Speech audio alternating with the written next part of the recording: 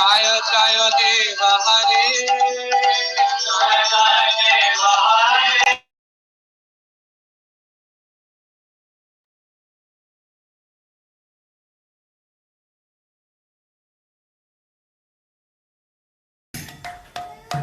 Sai.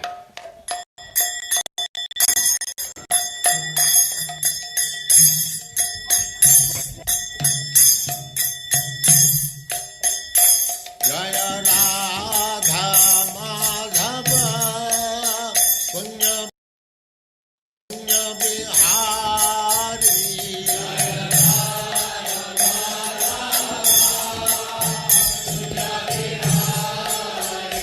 Jaya Radha Madhava Punya Bihari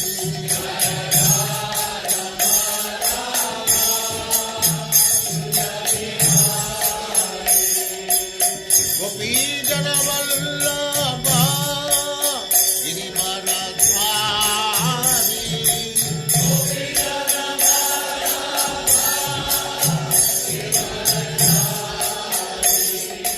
Gopi Jana Vallabha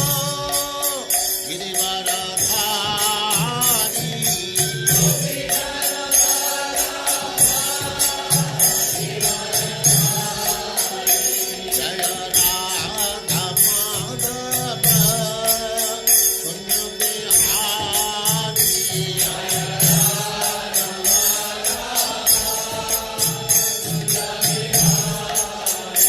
Jaya Radha Madhava Punya Bihari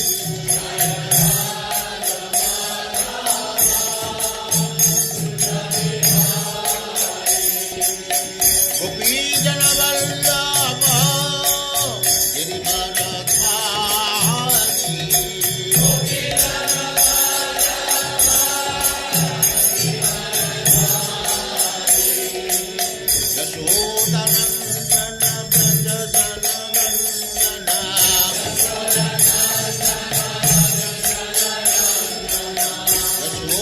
Yashodanandana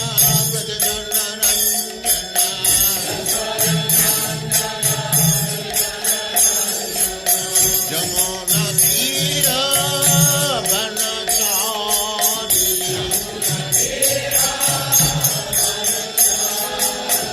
Jamuna Tira Vanachari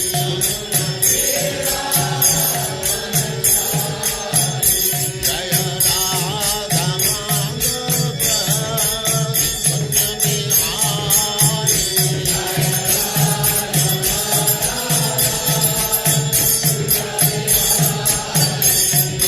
Gopi Jana Vallabha Rthadhvaja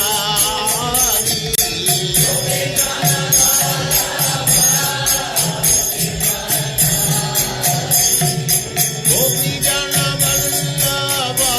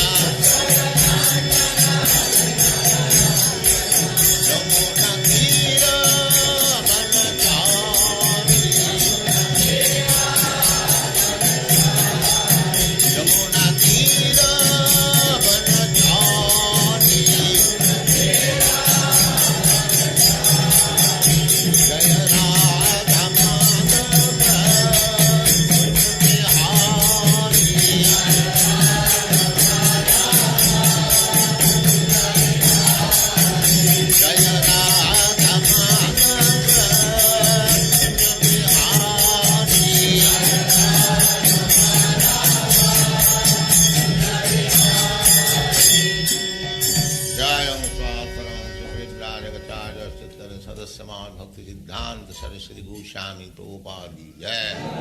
अनंत कोटि वैष्णववृंद की जय। नामाचार्य श्री हरिदास ठाकुर की जय। प्रेम से गौर श्री कृष्ण चैतन्य प्रभु नित्यानंद श्री अद्वैत गदाधर शिवासादि गौर भक्तवृंद की जय। श्री श्री राधा कृष्ण गौ गोपीनाथ श्याम कुंड राधा कुंड गिरिवर्धन की जय। वृंदावन धाम की जय। नवद्वीप धाम की जय। स्वामी तो भक्तवृंद की जय। गंगा माई की जय। जमुना माई की जय। तुलसी देवी की जय। भक्ति देवी की जय। स्वामी तो भक्तवृंद की जय। All glories to the assembled Lord. All glories to the assembled Lord. Thank you very much. Hare Krishna Maharaj, my humble obeisances. Hare Krishna. Hare Krishna Maharaj, thank you for coming to this class. And nice to see you. How are you, Maharaj? Doing well by your mercy. I don't have mercy. I need your mercy. Thank you, Maharaj. Vaishnavas. So, thanks for coming. So we put the verse on the screen so we can start, please. Okay. Thank you.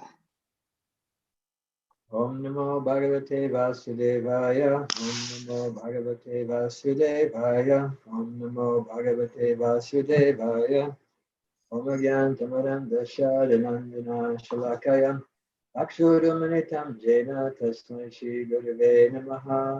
Mam Vishnu Padaya Krishna Prestaya Bhutale Shrimate Bhakti Vedanta Samanityanamane.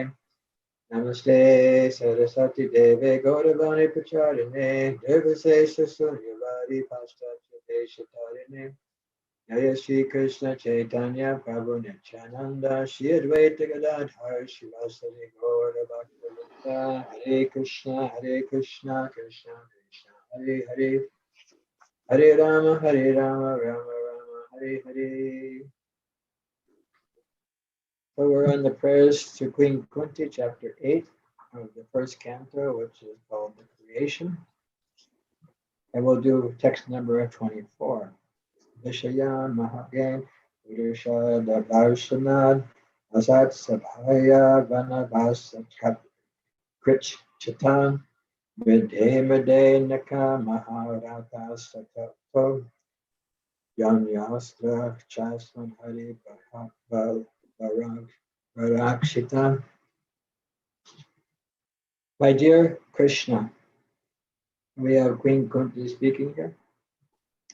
My dear Krishna, your lordship has protected us from a poisoned cake, from a great fire, from cannibals, from the vicious assembly, from suffering during our exile in the forest, from the battle where great generals fought, and now you have saved us from the weapons of Asmatana. Okay, let me see if I can get seated here or comfortably. Okay. So this was, as being described here, Kunti's going over the different episodes in their life. And at this point, Lord Krishna had just protected Parikshit Maharaj in the womb from the Brahmastra that Rthadhvaja had sent after the Kurukshetra war. So Srila Prabhupada, and she's praying to Krishna. Krishna is moving onward now. She wants Krishna to stay. So we'll read the purport here. The list of dangerous encounters is submitted herein.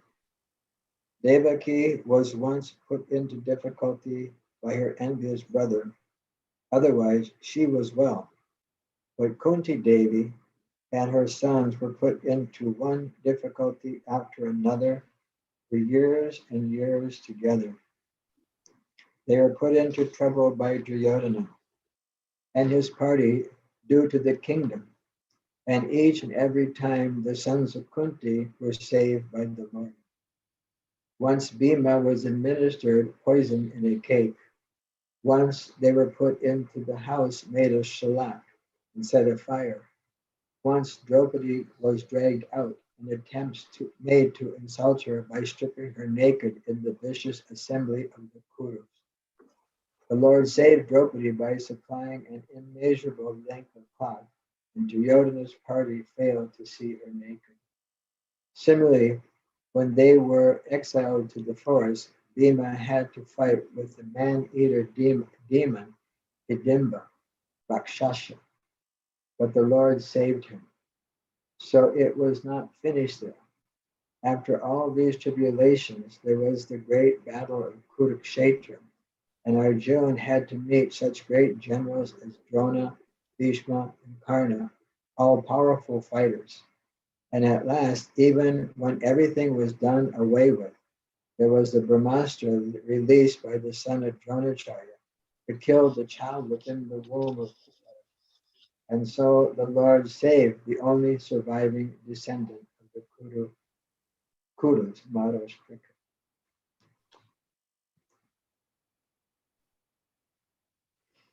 My dear Krishna, your lordship has protected us from a poisoned cake, from a great fire, from cannibals, from the vicious assembly, from sufferings during our exile in the forest, and from the battle where great generals fought. And now you have saved us from the weapon of Ashwatthama. So this is definitely a special, what would you say, lady, Queen Kunti. I don't think I'm allowed to go into the next verse, right? Because the next verse is already scheduled for somebody. Yes, you can, Maharaj. There's no problem. Okay. I'll just touch it a little bit because it's significant. I'll just touch it a little bit because we can see that in this verse that they underwent so many tribulations. Yes, just a second. Somebody wants to get on the class.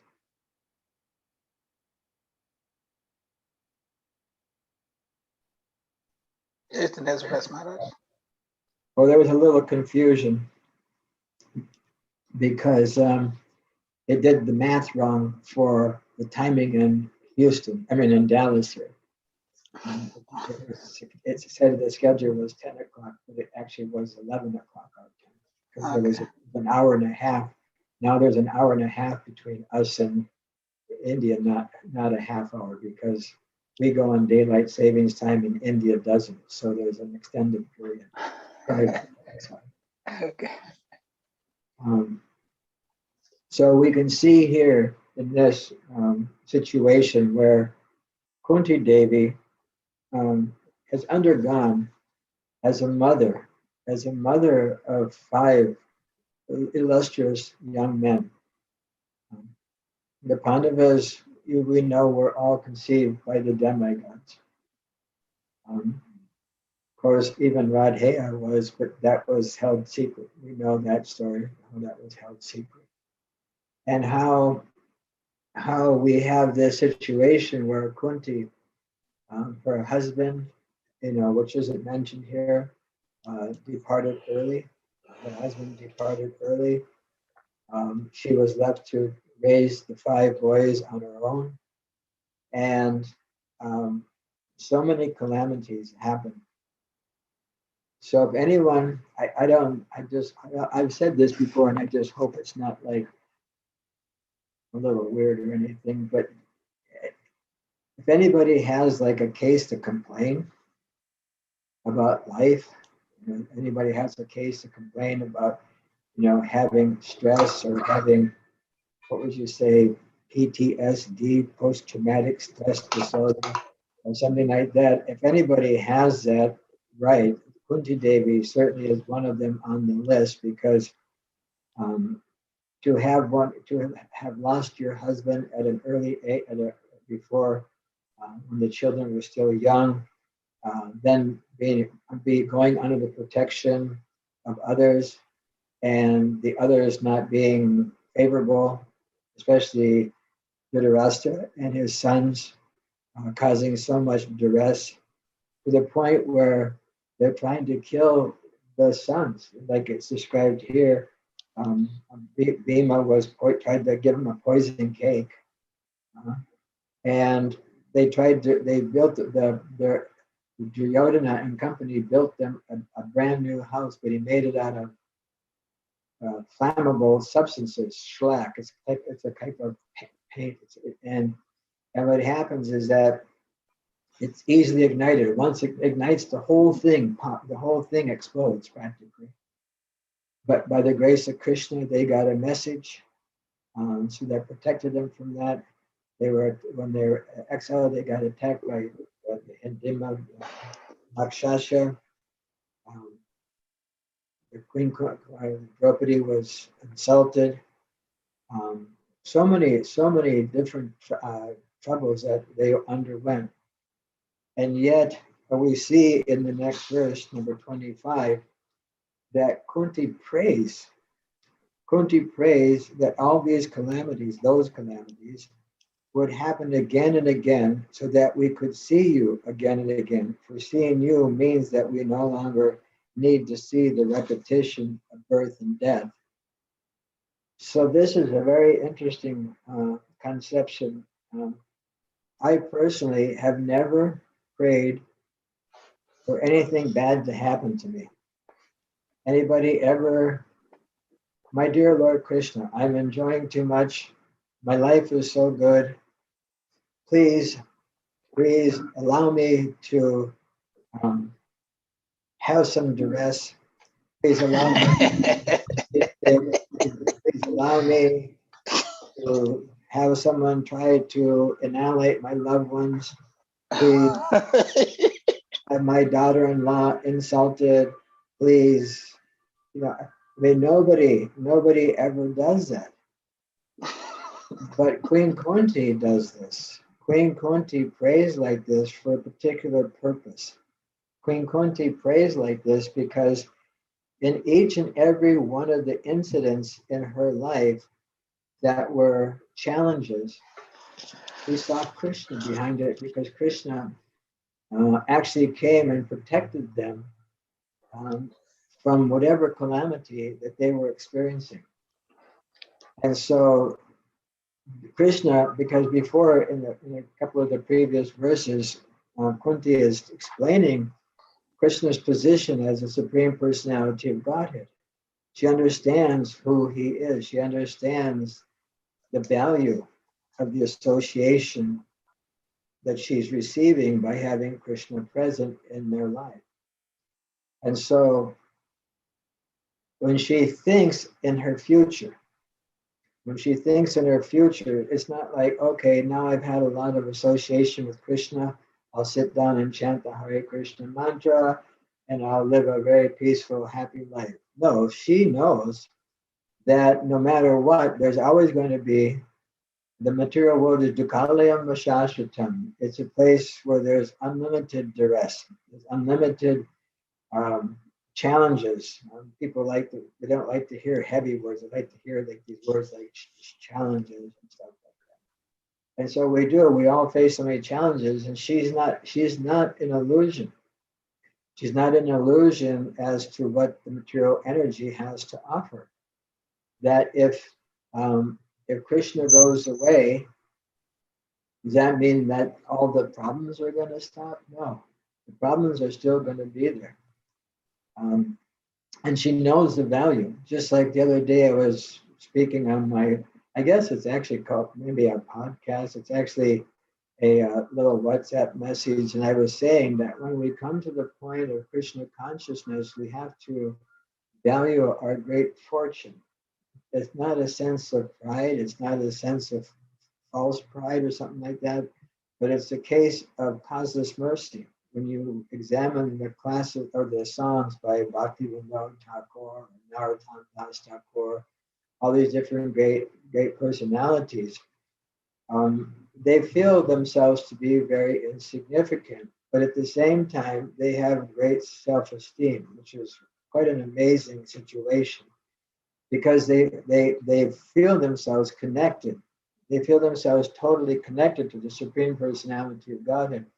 And even though they may be in a fallen condition, they know that that fallen condition will rectify their relationship with the Supreme Lord and allow them to advance. And therefore, we don't make any request to Krishna to respond to us in a particular way. We don't. It's that Kunti, she had all these different blessings from Krishna where he protected them in so many ways, but the ultimate end is that we just want to surrender to Krishna, and whatever the reaction is to our karmic activities in the past, let that happen. Let me be aware of that. Let that become, because I understand it to be for my purification and for my rectification of my previous activities. And so Kunti Devi here, as I was saying, she amongst many has the I don't know if the word is right, but when you examine it, you can see that what an amazing, adventure. I was just thinking the other day that I mentioned the other day to someone that we've had like a wonderful adventure in Krishna consciousness. One of my friends' sannyasa anniversary the other day, and I was saying what an amazing journey. What an amazing journey. And if you talk to any devotee, I can tell you there'll be a story. I don't think any devotee doesn't have a story behind their coming into the fold of Krishna consciousness. It's actually amazing when you think about it. Ordinary, I don't want to say that everybody is ordinary, but one has to perform some type of devotional service in order to come into the fold of devotional service, and especially under the fold of Srila Prabhupada. To come in contact with his giving us Lord Chaitanya's process of Sankirtan Yajna, and which is the glorification of the holy names of the Lord, which is the process of Harinam Sankirtan, which is the process to cleanse the heart, Chaitadarpana Marjanam Mahagina Varpanam, which is meant to do that and cleanse the heart. And the other day I was speaking and I was saying that the example that I read was like when you go into a room that hasn't been occupied for a long time, you see how all the dust or the things settle in the room, and you can see it's just piled on level after level after level after level. In the same way, through our sojourn in this world, we've been around for lifetimes, countless lifetimes, and all the activities that we go through, they're settled on the heart. And as we go through the process of Krishna consciousness, performing bhakti yoga, the process of bhakti yoga, it cleanses away the dust that's accumulated in the heart for millions and millions of lifetimes. And so coming to Krishna consciousness, as I was explaining on my WhatsApp group, is like going into the room and turning on the light. When you can enter a room in darkness and you won't know that it's not, what would you say, unclean or unkept. But if you turn on the light, then automatically you see, oh, this has been neglected for a long time. And so in the same way, we've neglected our relationship with Krishna. That beautiful song where it says you wasted this life not serving the mother of darling Yashoda, the darling of mother Yashoda, excuse me, I said that backwards. And so the idea is that we have this wonderful opportunity to engage in the cleansing process of Krishna consciousness so that we can come to our original position of serving Krishna with pure love and devotion. So Kunti Devi is praying that because of you, we've been protected. So better that you don't go. Let us always be in your association.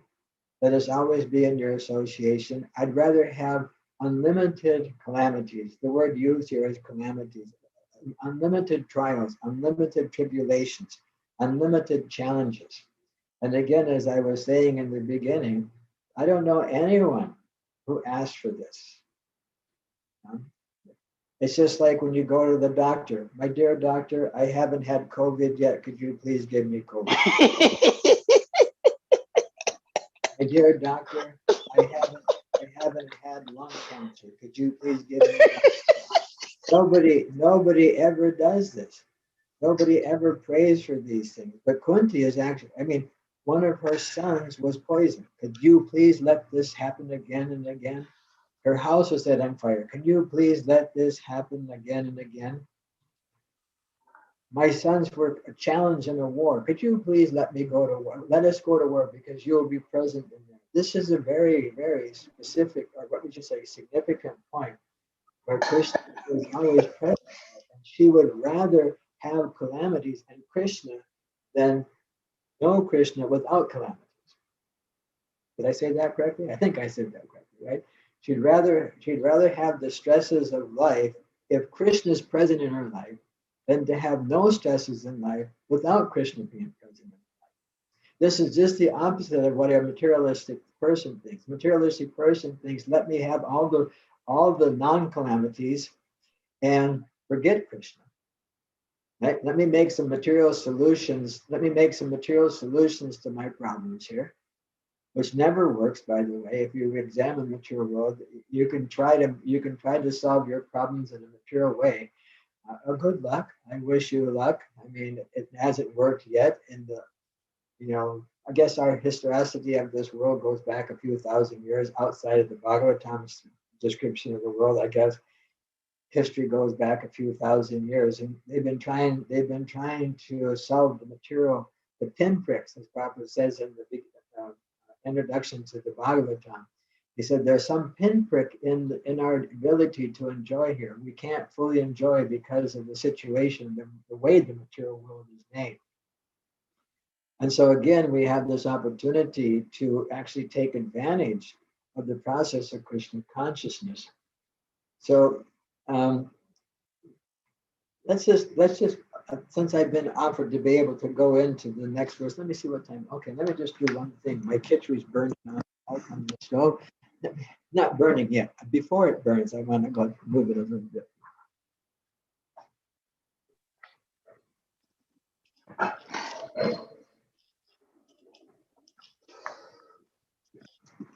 Thank you for the brief lunch intermission here today. Okay. So anybody have any thoughts, any reflections on this aspect of desiring to have Krishna more than peace of mind? More than, I mean, obviously when you get Krishna, you obviously get peace of mind because you feel the presence of Krishna. It's like the child, and the child, when he's under the protection of the father and mother, no matter what the situation may be, feels content. In other words, he feels like we're being protected, that my parents are going to protect me from this situation. But just imagine, where is our consciousness at right now? Anybody have any reflections on this prayer for Queen Kunti? That this is what happened. Krishna, let this happen again more often, because when this happens, I get your association. Any reflection? I mean, this group was, last time we went almost 2 hours because the group reflected for an hour after I spoke for an hour. So I wanted to give us an opportunity to open up. Sahadev want to respond. Sahadev Prabhu want to respond. Hare Krishna Maharaj. Hare Krishna. Thank you so much for blessing our forum. Thank you for inviting me. Thank you. You're looking much younger today. I got a haircut yesterday. Oh. Or 2 days ago. Okay. Tuesday, I think it was. All right. Talking about Queen Kunti prayers, I oftentimes hear devotees say, this is wonderful prayers. And I always say to myself, how is it a wonderful prayer? It's a very disastrous prayer. I remember one time I was doing book distribution, and I had one friend who was a lawyer, but he also belonged to another sort of East cult, and they are very familiar with Vedic teachings. Mm. So he buys every single Hare Krishna book. So when we had teachings of Kunti, I went to see him. I went to see him in his office, and I I called him. I said, "Lawyer, I have a new book." He saw the title. He says, "No." He opened up the book to that verse. He didn't even open the book. He knew the prayers. Oh, So he knew the prayer. Oh, yes, yeah. he knew it as soon as he saw the title of the book. He says, No, Haribo, take it back. I'm not there yet. Yeah.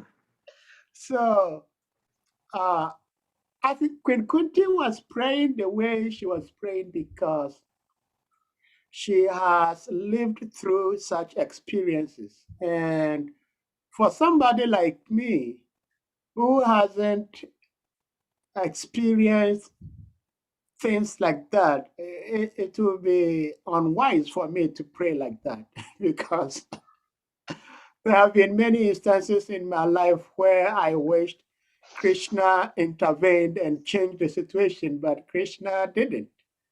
So I think it's for selfless souls like Mother Queen Kunti. I'm not there yet. I don't know. I mean, most devotees, after the shock and awe of having some type of devastating experience, as Queen Kunti did, after the shock and awe, they'll think, okay, Krishna. But it's not that they're asking for shock and awe.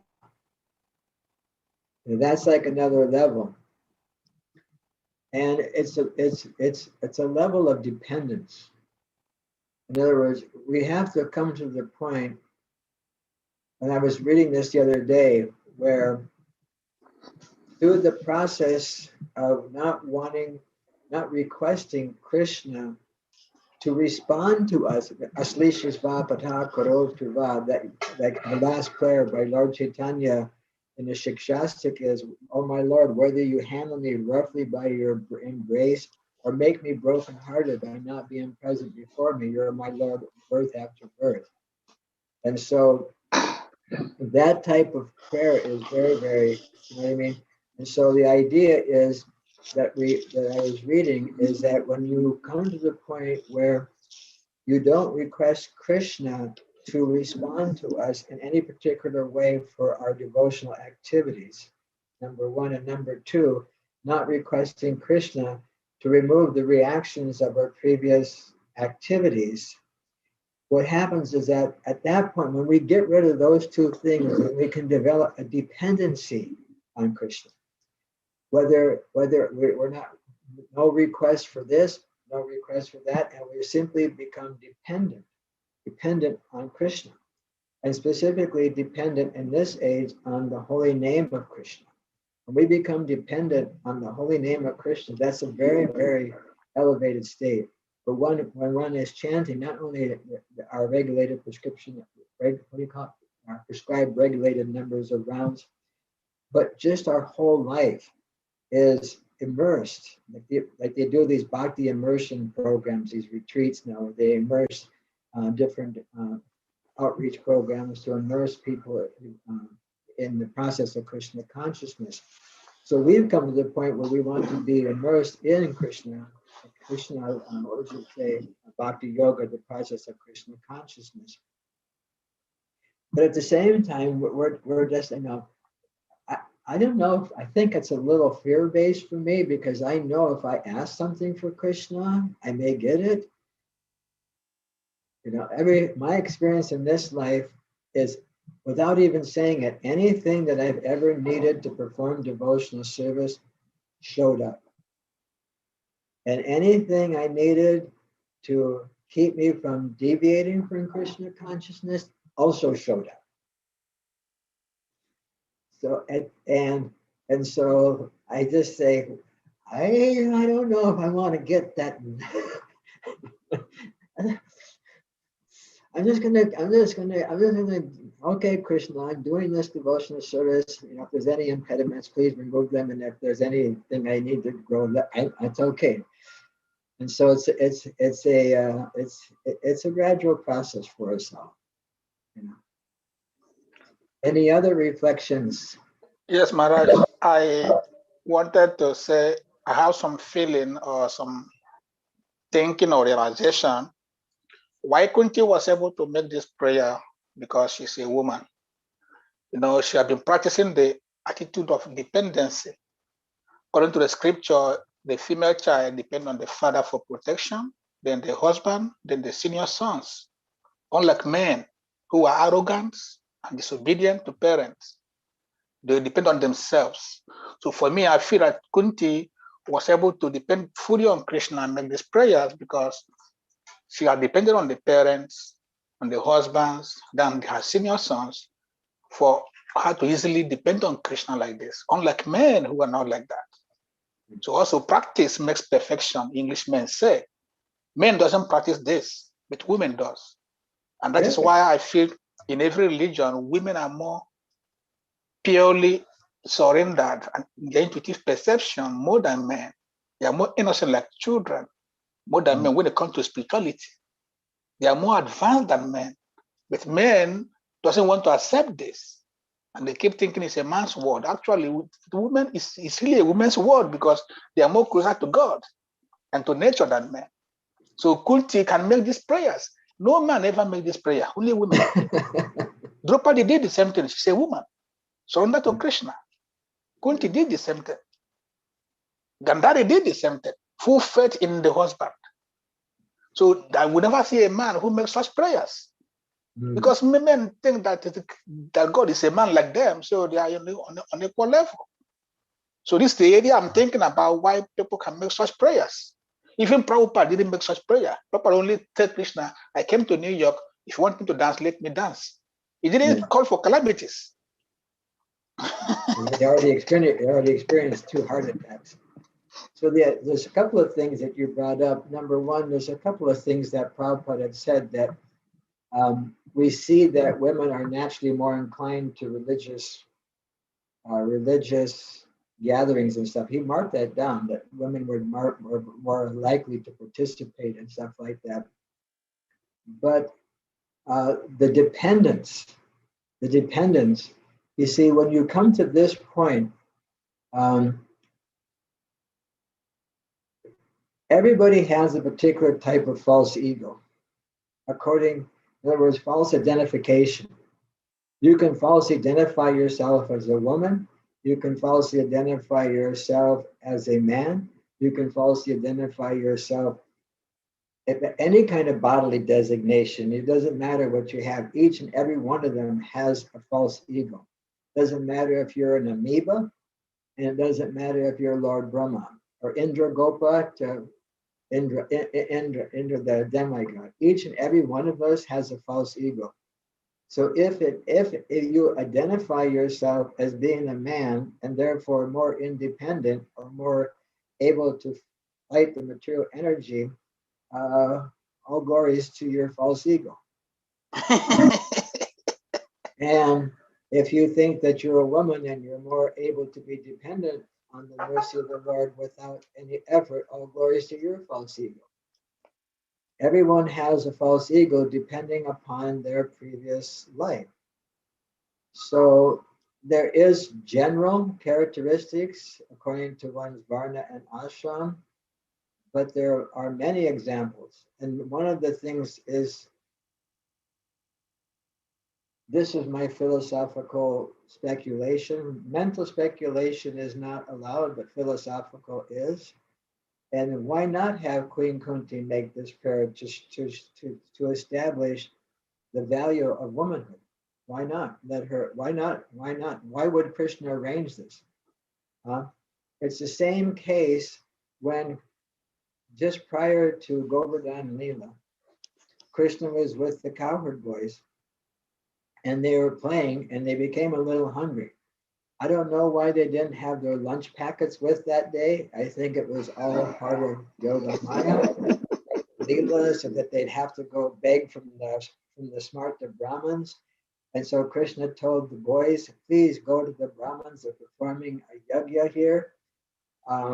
and just tell them that we're all hungry, especially Krishna and Balaram, they're very hungry.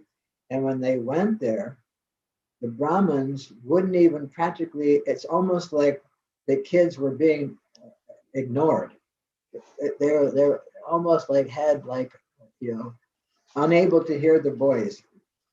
And so the boys were very, very confused at that. They were so confused because they had never, ever been refused some edibles wherever they had gone. This was the very first time, and it's the smart Brahmins trying to perform a yajna for Vishnu, who is simply a plenary portion of the little boys who were coming to ask him for the offering. So they went back and they were completely bewildered. They were so bewildered that they told Krishna, we've never, ever experienced this. What is this? And Krishna very mildly says, oh, this is just the way of begging. Sometimes you get the donation and sometimes you don't get the donation. Anybody who's gone on Sankirtan, anybody who's gone on Harinam, we all know that sometimes the mercy comes and sometimes the mercy goes. So Krishna told them, just go ask their wives. Just go ask their wives.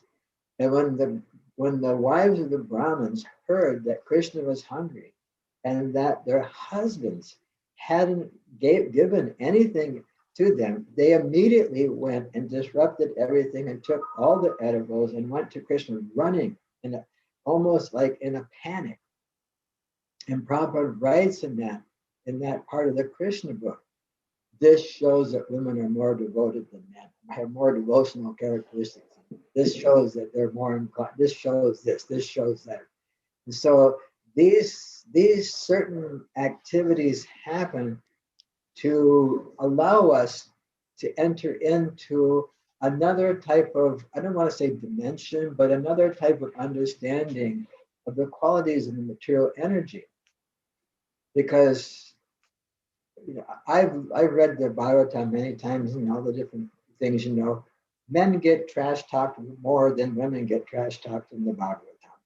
I mean, the Bhagavatam is full of men who are like hogs, dogs, camels, and ashes, men who are like this, men who are like that. Women are also, these things are meant to, what would you say, correct the false interpretation or the false understanding that we have. This false ego has given us such a perverted reflection. It's given us such a perverted reflection of who we are. So as I was saying, each and every one of us has a false ego. And if we're just meant to simply think that this type of body has to be like this, or that type of body has to be like that, that's illusion. Srila Prabhupada one time he said that yes, they're less intelligent, but the ladies that are Krishna conscious, they are fully intelligent. Someone who comes to the process of Krishna consciousness is not bereft of the result. Vedishu, Yajnishu, Chapashu, Taivyam. End of the 8th chapter. One who comes to the process of devotional service, Vedishu is not derived with the benefit of studying the Vedas. Vedishu, Jagnishu, performing Jagnishu, Tapashu, the performance of Tapa. Vedishu, Jagnishu, Tapashu, Chaivyam, and the engagement of all these different sacrifices. And they get the full result. There's no discrimination. Now the discrimination is there. I won't say discrimination. Let's change that word, because there are different colors, varnas. Varna means that one is Brahman, Kshatriya, Vaishya, Shudra, Brahmachari, Grihastha, Vanaprastha, Sannyas. And according to your nature, according to your guna, your nature, and according to your activities, we have a particular classification. What our body looks like, male or female, black or white, this country or that country, has nothing to do with that. It has nothing to do with that. What has to do with it is our nature. And if our nature is sattvic, then we're Brahminical. Doesn't say that women are not sattvic. It doesn't say that what would you say, Malaysian people aren't sattvic. I just met somebody from Malaysia. And so And so the idea is, what it is that our guna, our nature, and our activities, how we take our nature and engage, tells us what we are. And in the end, when you get to about the 45th, 46th verse, I can't exactly remember, of the Bhagavad Gita, where Krishna, like them 40, 41, 42, 43, they describe the different qualifications of a Brahmin, a Kshatriya, a Vaishya, a Shudra, describes all those different qualifications. And then Krishna said, it doesn't matter what type of qualification you have, what kind of nature you have. If you engage that nature in my service, you'll attain perfection. It's not just for rabbinical people. It's not just meant for Rajarshis or military people. It's not meant just for Vaishya people. It's not meant just for laboring people. It's actually meant for everyone. And everyone is meant to encourage everyone to proceed, what would they say, as quickly as we possibly can in the process of Krishna consciousness. So the idea is behind all this is to give up the false ego. Let her be the one to have the ability to be fully dependent on Krishna and teach us. A lot of times you'll see different cultural situations where a lot of men won't want to be instructed by one of the ladies. The ladies can't give class. The ladies can't give class because we can't hear the voice of woman. We can't hear this. We can't hear that. Show me one male species. Well, show me one male human being that never took an instruction from a woman. And I'll show you one person that must have taken birth like Lord Brahma, Ajah, the unborn one who didn't have a mother, it must be Lord Brahma because he took birth from a lotus flower without the aid of, without the aid of a mother. Everyone's been instructed by their mother. So why can't one of the ladies instruct you if they have knowledge? Just like Queen Kunti is giving us knowledge here. Are we supposed to say, I can't hear because it's a woman's voice? I can't hear because it's a woman's perspective? I can't hear. Then we're on the bodily conception of life. If we see woman, we're on the bodily conception of life. If we see black, we're on the bodily conception. If we see white, we're on the bodily conception of life. We want to get out of the bodily conception of life. It's not that we don't see the body, but we see that which is behind the body. Prabhupada gives a very good example.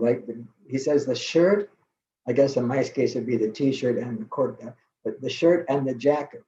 The jacket is Bhumya Ano Vayu, earth, water, fire, air, ether. The jacket is the gross material energy.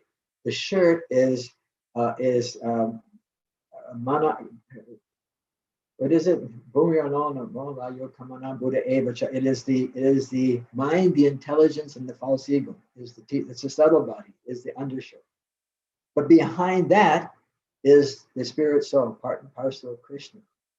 So we're meant to go beyond that. We're meant to go beyond the gross physical dimension. We're meant to go beyond the subtle dimension and get into the spiritual dimension. And in order to get into the spiritual dimension, one has to remove the false ego, whatever type of false ego one has. And everybody has a false ego. I can guarantee you that, mine is quite well jacked up. It's like the most prominent thing in my life is my false ego. I can honestly say that. But by Krishna's mercy, it's slowly being revealed. It's slowly being revealed. My prejudices, my discriminations, my lack of understanding, my lack of compassion, my lack of understanding. These things through the process of Krishna consciousness are being opened up more and more and more and more. So if we try to fit, like Prabhupada never put his lady disciples in a particular category. We don't categorize people that way. If we do, it's our false ego categorizing like that. And it's our false, in other words, scripture says certain things in generalities. And in other words, if I walk around thinking that women are dependent, but I'm independent, I'm in trouble. Because who's not dependent? It's described in the scriptures that one is dependent, one has a debt to his parents, he has a debt to the demigods, he has a debt to the sages, he has a debt to, there's unlimited debt we have to pay. We don't want to pigeonhole ourselves into a particular type of conception. At the same time, we don't go and slap a tiger in the face. We don't go and slap a tiger in the face because we know the nature of a tiger. And so we keep ourselves very, very protected within the mapping of Vedic culture. The Vedic culture map is like a system for understanding our position in this world. And as long as we follow Varna and Ashram, our nature, and utilize it in the service of Krishna, then we too are protected. I'll just throw out a little something here just to cause trouble, not to cause trouble, but just to open up the discussion a little bit. I remember like 76, 77 in Gainesville. And one time it was 76 Christmas marathon. And there was one lady, it was like the last week of the marathon. We only distributed back to Godheads back then. We didn't have that year we went to Mayapur and Prabhupada, we really requested big book distribution, so we switched to big book distribution. The Back to Godhead boxes were more heavy than the Bhagavad Gita boxes. They were like 5 times heavier. I don't know if you've ever picked up Back to Godheads, there's like 100 Back to Godheads rather than 10 or 15 Gitas. And so there was one lady, I was a Sankirtan leader, there was one lady that was trying to pick up a box of Back to Godheads. So I picked it up and I stuck it on her shoulder.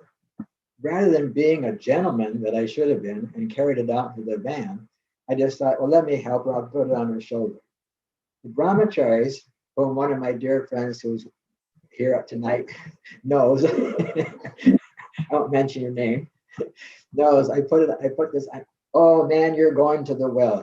That's it. You're helping the ladies. You're destined for the deep, dark well of the married life. You're going down fast, I just said I should have, if I would have been a better real gentleman, I would have carried it out. Oh, you're definitely going down. You're definitely going down.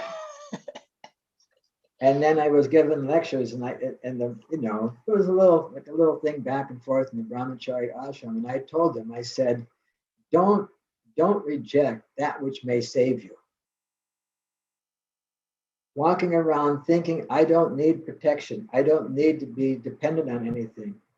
Just take a look at your karma, your desires. Who is going to fulfill those desires? You're going to go out and do it illicitly, or you want to do it licitly? Don't neglect that which may save you. Kamayesha, Krodesha, Rajagun, Bhuvunavaha, and Trividam, Narakashedam, Dharam, Dhruvam, that there are 3 gates leading to hell: lust, anger, and greed. These 3 things, they destroy the soul. Therefore, Krishna tells Arjuna in the 3rd chapter, he says, Tasmatam indiyanya niyamya bharatarshava. Therefore, in the very beginning, curb this great symbol of sin, lust, by regulating the senses. So how are you going to regulate them? Regulate means engaging in a particular way, in a regulated way. It doesn't mean disengage, it means engage. So how are we going to engage in a regulated way if we're thinking negate? Therefore, we find so many cases of those who tried to negate without regulate had found themselves in very, very difficult situations. So that's a short reason. Kusha Das Kavi Chandra Swami, I believe. KC. Yes, Maharaj. Okay, that's Yes, Maharaj. That all those things are there to allow us to identify our false ego. Our false egos are complex entities. We're very, very complex. And each one of us has such a complex situation.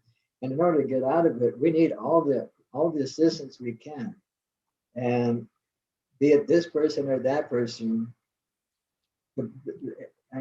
it says that one can take gold from an impure place, can take a spouse from a qualified spouse from an unqualified family, and can take a good instruction from even a fool. What to speak of a Vaishnava lady?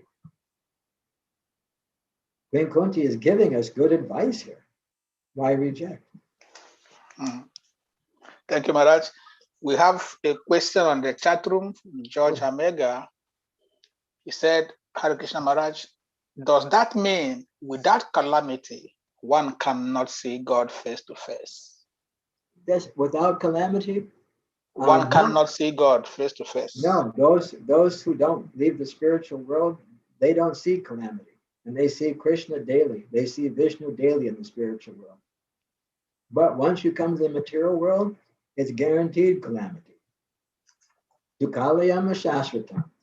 It's just like once you leave, if you're a little child, say you're 5, 6 years old, and you decide to run away from home. I did that one time when I was about 6 years old, 5, 6 years old.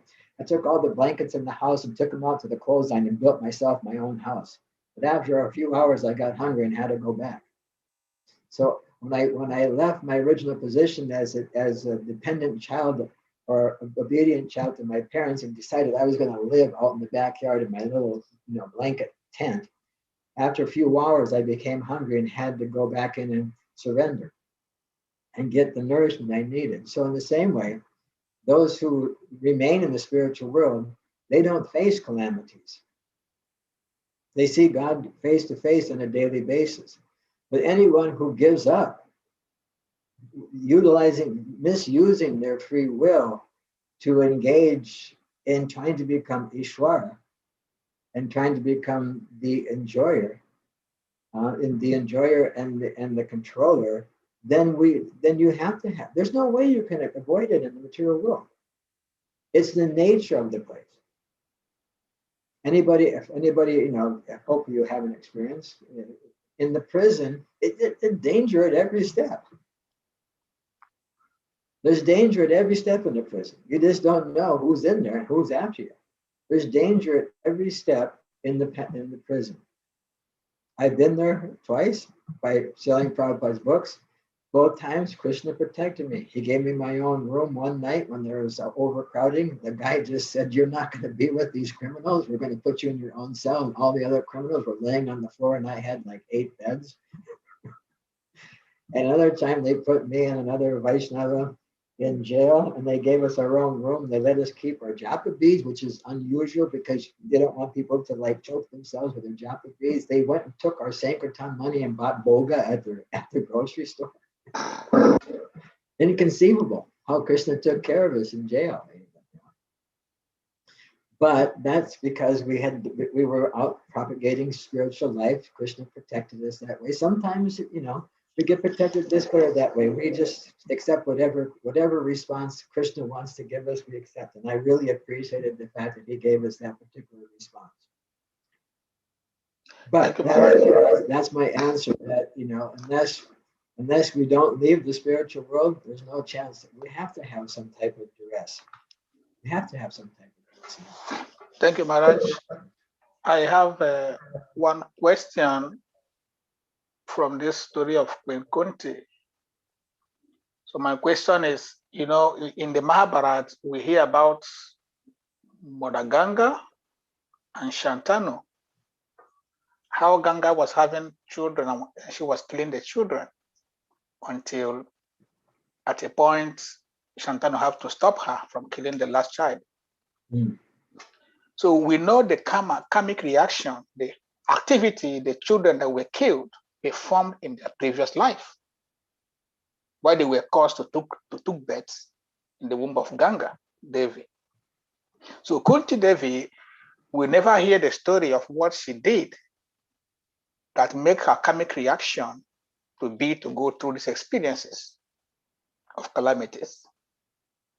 Oh yeah, I'm not an expert in the Mahabharata on all these different pastimes. I can honestly say I haven't read up on that, so I don't want to open up something I can't close. I'll be like Abhimanyu, who entered into the phalanx of the army but only knew how to get in and not get out. And so I don't want to enter into that. But we can understand, because I'll be killed by the assembled viewers, and those who view in the future, I'll get unlimited because I know I'll make an error in this. And so the idea is that, yeah, In fact, I just read a little something on that the other day, but just a smidgen, so I don't want to open it up. But we all know that every action has a reaction, and it's almost impossible to avoid it. The only thing that can happen is that we can have it reduced. Oh, nice. Oh, yeah. I keep my phone off, but the light keeps coming on because people are interested in getting on the class, but I've already sent it out to a group. We can understand that every action has a reaction, and the only way that we can actually prevent the full reaction is by engaging in devotional service, because by doing that, they're minimized to a certain level. Minimization can be there.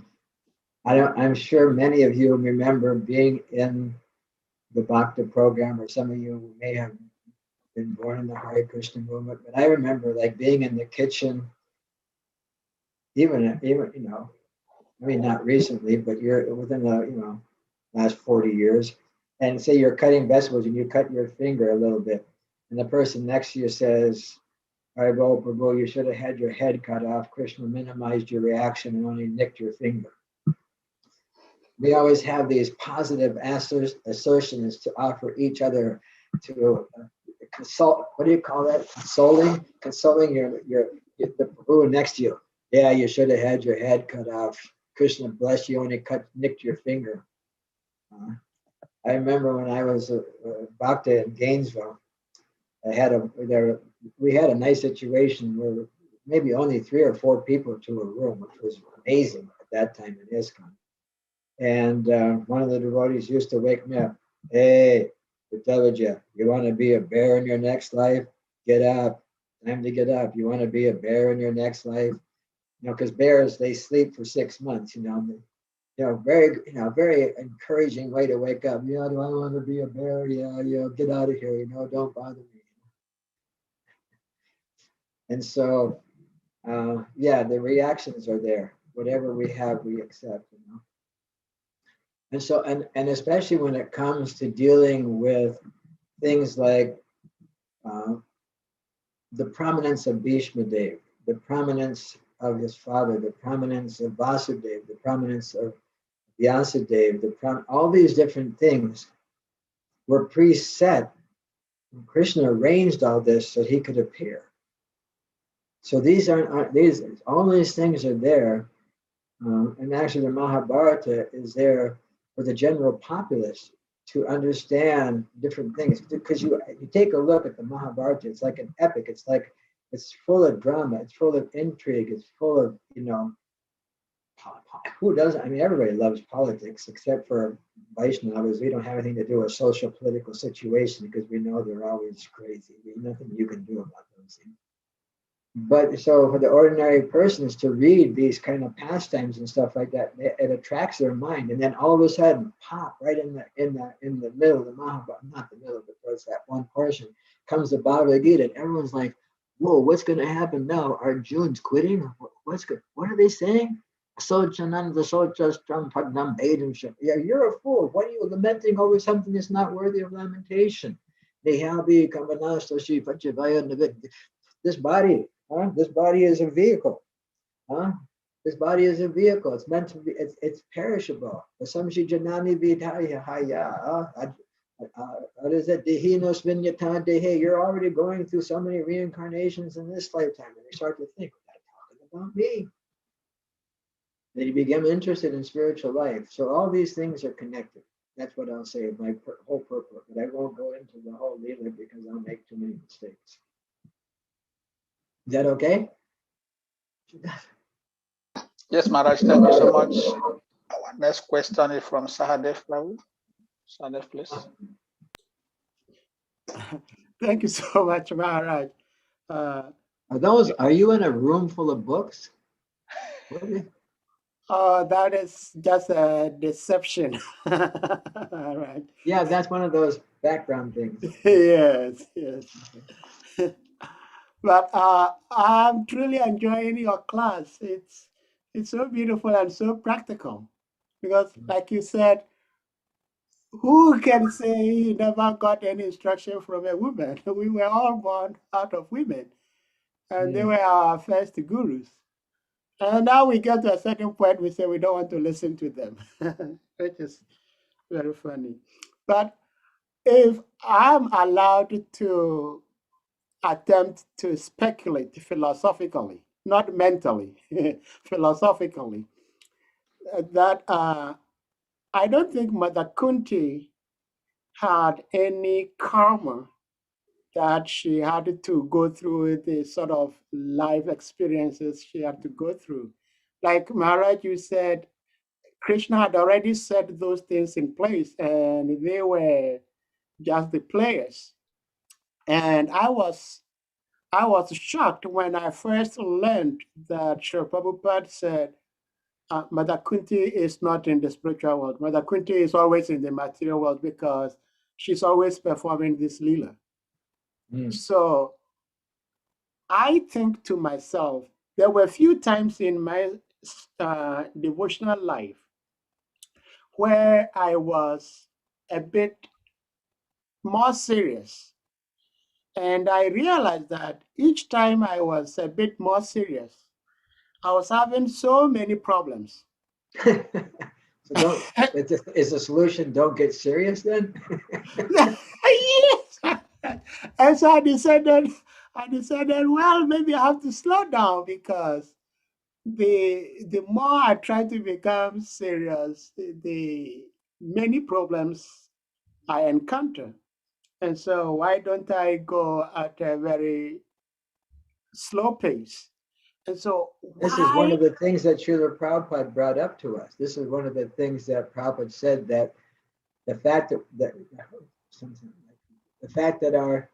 the fact that our movement is being challenged because there was deprogrammers, they were trying to they were attacking the New York temple, there were so many different things were going on. He says, this is because we're becoming prominent. Krishna's, Maya's, if you call out Maya's gonna, it's not that Maya's just gonna, Said I know. Haribo, accept, please Yeah. accept my humble obeisances. All glories to you. No, Maya's gonna fight back. And so in the same way, in the Bhagavad Gita, you'll find one place that describes that that this process of Krishna consciousness is like declaring war on Maya.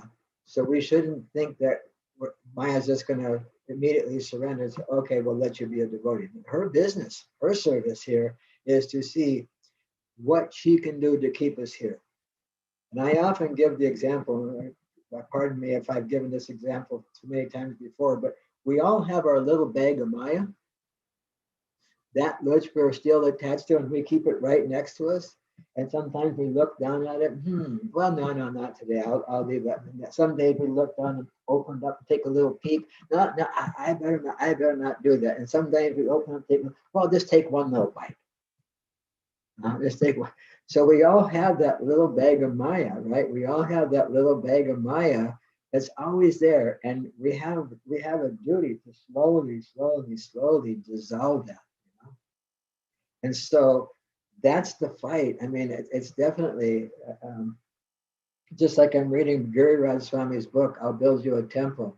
And the title is, in the beginning, and then it was a good fight. And Prabhupada said it was a good fight. It was like we're going to be challenged. And I think every devotee I've ever spoken to that said what you just said, that the more I get serious, the more challenges I've received. I think everyone has that experience. Everyone that I've ever spoken to almost says the exact same thing. If I really try to, nail it down, I should expect something, And in my experience too, every devotee that I've talked to after their initiation, they get a big challenge. As soon as you seal the deal, right? Once you seal the deal, they say, and once you seal the deal, then Krishna will say, did you really make the right decision? And they'll send you a little sample of your favorite Maya. it'll come like a little sample box, it'll come in the mail, UPS, a little sample box. Okay, try this, Dave. See how that works for you.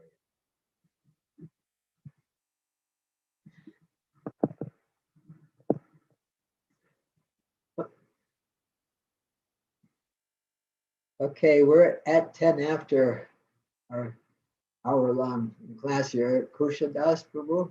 Yes, Maharaj, thank you so much for your answer, but we still have some more questions out there if you want to I go. guess this group, I got it. I knew this group. I should have just read the verse and purport, opened it up for questions, because this group is outstanding. This group is Maharaj, I don't believe what Sarade Prabhu said, that he doesn't believe that Kunti have some past karmic reactions, because our philosophy. I never heard that she's never in the spiritual world. I never read. No, I mean, apart from that angle, he said he didn't believe Kunti have some karmic reaction why he experienced this. Our philosophy is that we are in the material world in the first place due to our past misdeeds. So any experiences, I can't deny it. So any experiences we go through in material life means we are reaping the the reaction of our past actions. So Kunti in the Mahabharata, Ganga that was killing her children from birth, the children were killed because they looked lustfully in the demigod planets. One lady, I forgot her name, they were caused to took birth in the material world. And everybody in the material world performed some activity that brought them here in the material world. Our good karma or bad karma due to our past misdeeds or good deeds. So Kunti cannot be there are people that are Nitya Leela that automatically come to the material world for certain Leela pastimes. I'm not sure whether or not Kunti is in that. I can't honestly say because I've never read that, but there are some eternally liberated souls that can come down to perform pastimes, and demigods are asked to take birth in the family so that they can advance in spiritual life. Yes, Maharaj. My question still remains. Kunti must have done something in her previous life that makes her to go through these bad experiences in the hand of the Pandavas and the Kauravas as a woman. I'm not, to be honest, I don't want to disagree with you. I don't want to disagree with Sahadev. I'll have to look it up, because if Kunti is an eternally liberated soul that's here to just perform these things and appear to undergo some ripe reactions, and even sometimes the reactions that they receive are eternal type of things that they play that role. I'm not advanced enough to get into that. Okay, Maharaj, thank you. I have one more question to clarify for my side. In Krishna consciousness, we see that we read that women are less intelligent, blah, blah, blah, blah, blah. But when one wants to take sannyas, he needs the wife's permission to take sannyas. Why is it so? If women are less intelligent. If a man wants to take sannyas, he has to get woman's permission. Yeah, the same woman, they said they don't have intelligence. And they can't understand the scriptures. There's Sumedasa and Buddhi. There's different types of intelligence. Each one has a particular role to play. In the Bhagavatam, it's described that the wife is the good intelligence of the husband. And so who else would know whether or not you're able to follow the strictures that are there in sannyas life than your wife? Which person is more intimate with the husband than the wife? The wife is considered to be the better half. It's considered to be the better half of the husband, and it's considered to be the good intelligence. That means most men don't have good intelligence. Most men are a little too active. They're too much in the mode of passion. In general, there are mode of goodness men. There are mode of ignorance men. There are mode of passion women. There are mode of goodness women. That's guna. That's guna. And we have seen in the past that one of the reasons that stricture is there now is in the past, although Srila Prabhupada would give sannyas to men, and I mean, I know Rthadhvaja Maharaj, when he took sannyas, his wife was brought in the room, and Prabhupada asked her, "Is it okay?" And she said yes. But Rita Anandamar said he did a lot of preaching before that meeting with Srila Prabhupada to his wife. But anyway, that's another story. But the idea is that not every case that was there. So the thing is that now in ISKCON, we see that if someone takes sannyas, we want to make sure that the wife and the dependents of that person are cared for. Because there are some cases previously where there was sannyas given and the wife and children, because ISKCON changed with its ability to provide enough, what would you say, necessities of life without so much friction. I mean, it's really difficult if you're a woman with children and you have to go to the temple president and say, "My son has a tooth problem. Can you please give me $500?" Very difficult to do that. And so, in order to prevent the needs of the man's wife and children, we have set up this system whereby they have to have guaranteed care, which I think is so much necessary. Thank you, Maharaj. I think it's a good, and also you're not allowed to take sannyas until you're like 50 now. I have to take a look at the rules. It's been a while since I reviewed them. It's like 50 years. I mean, I was 32 years old. I think some people were as young as 22. Imagine, I mean, what was his name? He was at the Rthadhvaja. He went to Australia. I can't remember. It'll come to me in a second. Anyway, when Prabhupada asked him to take sannyas, and he said, "Yeah." He said, "I was 21 years old. I didn't know what it meant. I had no idea what was going to happen. Thinking, I'm running around the world, and all of a sudden, Mr. Lush shows up, and what do? And so, and even in the Bhagavatam, in the 8th canto, it's a story of a different person.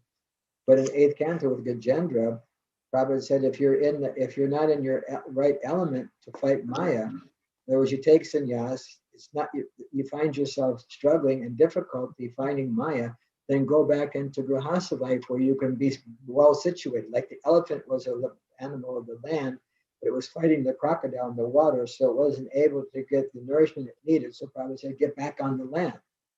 And so the idea is there that we all need protection. We all need protection. And that Varna protects us. The Varna protects us. Thank you, Maharaj. I have a continuation question to this. I think somebody had their hand up before. I don't remember who it was. Yeah. The hand is down again. He'll come back. Oh, okay. I have a continuation. We ask permission from a wife as a movement.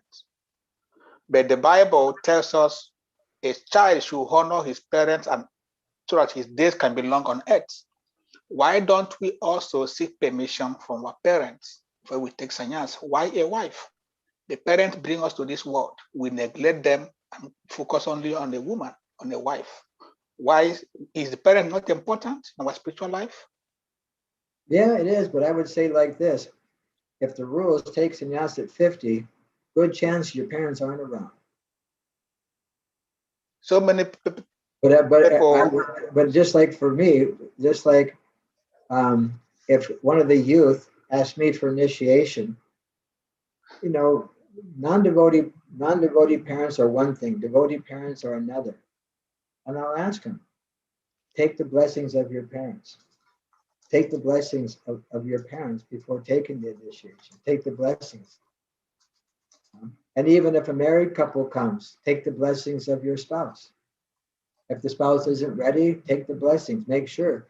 Because just like when I joined the Hare Krishna movement, my mother had to undergo so many austerities, having someone in the family aspiring to be a devotee.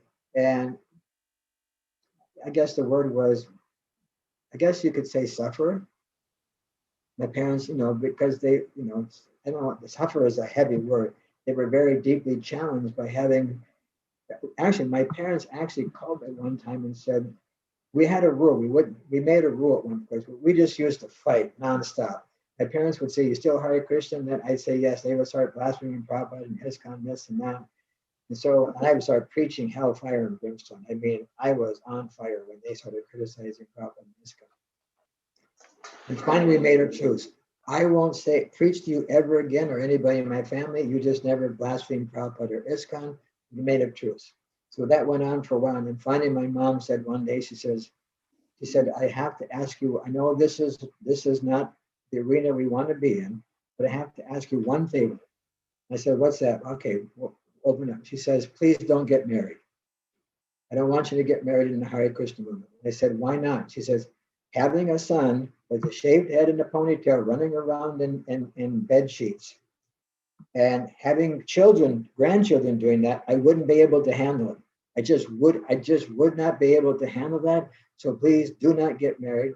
So I followed my mother's order.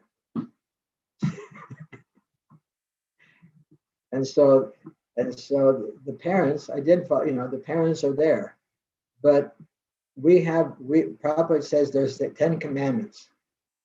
And they said there's the 4 regulated principles. In one lecture, I think I may have brought this to this group before, Prabhupada said they're the same thing.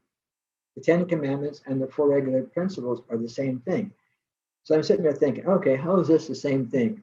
And then Prabhupada said, because they raised one to the mode of goodness. The regulated principles are the pillars of spiritual life. The 10 Commandments are things which will assist you in getting to the mode of goodness, because in the mode of goodness, one has the ability to understand spiritual knowledge. And so, of course, one should be kind to the parents. Now, every good lecture needs a story. So I'll tell you another story. So after blasting my parents for the first couple of years, my mother would say, "I'm your mother." I say, "Which mother are you?" I've had so many, like King Chitraketu. I've had so many other mothers. Why you? You're my son. So many other living entities took birth from you at the same time. So many worms and germs and this and that took birth. Why are you only attached to that?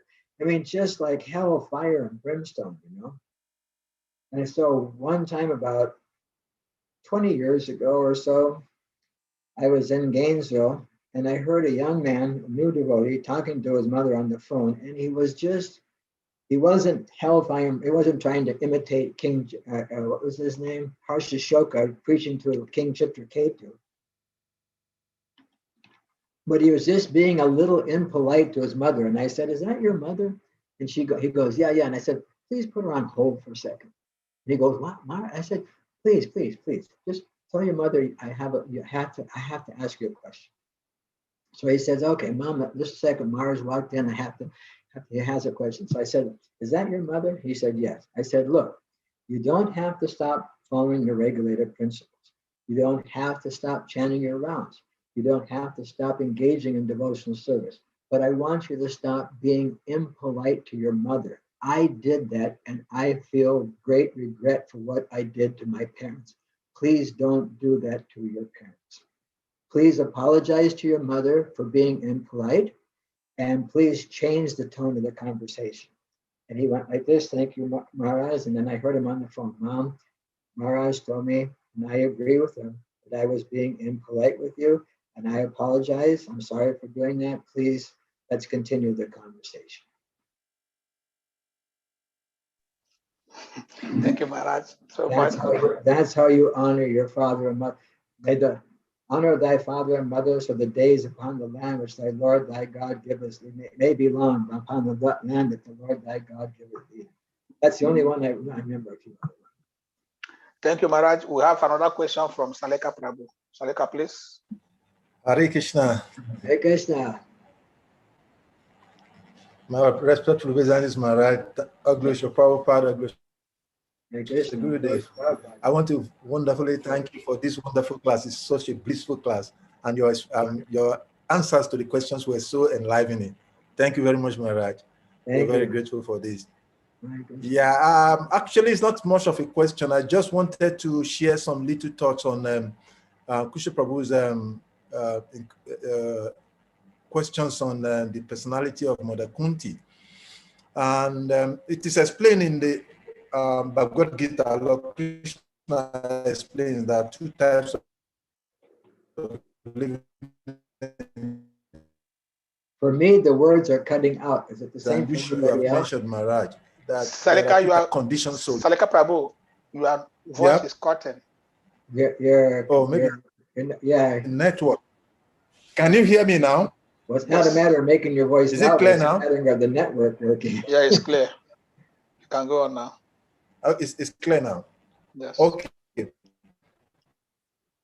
I was just going to share my thought on the question of the personality of Mother Kunti.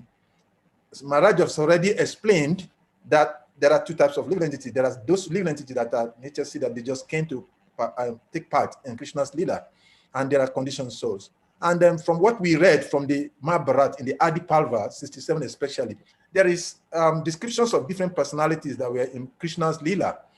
And the personality of Mother Kunti was described as one of the demigoddesses that were to participate in Krishna's Leela.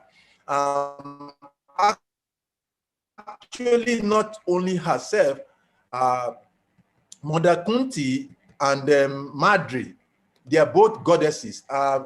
Mother Kunti is said to be the goddess Siddhi, and Mother Madri is goddess Dhriti.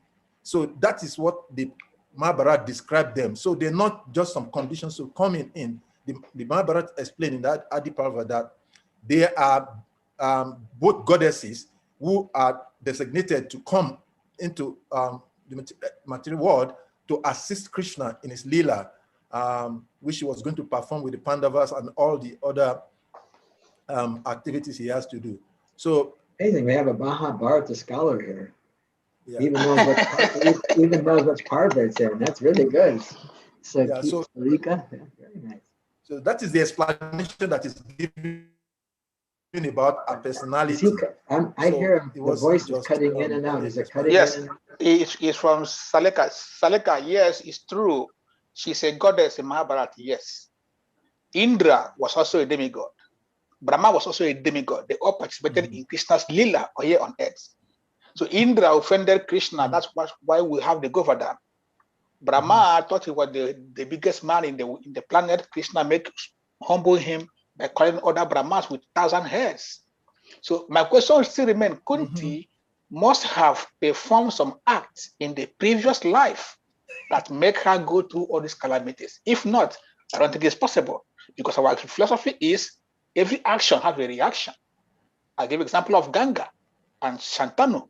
The children who offended the demigod, they were caused to take birth in the womb of Ganga and be killed immediately to come back home. Only the last child. Here's what I'll say. We've been on this topic for long enough. And what I will do is I have a dear, dear friend, His Holiness Rthadhvaja Maharaj, who is translating the Mahabharata at this point. And at our next meeting, I will give you the conclusive statements according to the Mahabharata, known by one of the top Sanskrit scholars in the world, who understands that according to Madhvacharya, different parts of the Mahabharata are what would you say, corrupt. Not everything in the Mahabharata is, Madhvacharya says certain parts aren't being described properly. And I will ask him the question, is Queen Kunti Nitya Leela associated of Krishna that only lives in the material world that is karma free? Or did she have some previous engagement which created this situation? So we no longer have to have our philosophical speculations. We'll have it from the Guru's mouth. The words emanating from the mouth of the spiritual master will clarify our discussion group. Thank you, Maharaj. Because it's already been an hour and a half, and we can go another hour and a half on this one if we don't call it. We got to call the game at a certain point. Thank you, Maharaj. We ask all devotees kindly unmute yourselves and let's chant Hare Krishna for Maharaj for comment, please. Everybody. Hare Krishna, Hare Krishna, Hare Krishna, Krishna Hare Rama, Hare Rama, Rama, Rama, Rama, Hare Hare. Hare. Thank you, Rama. Maharaj. How did you like that one, Renika? How'd you like that answer, Renika? Nice to see you all. Maharaj. Hare Thank you Krishna. so much, Maharaj, for your patience.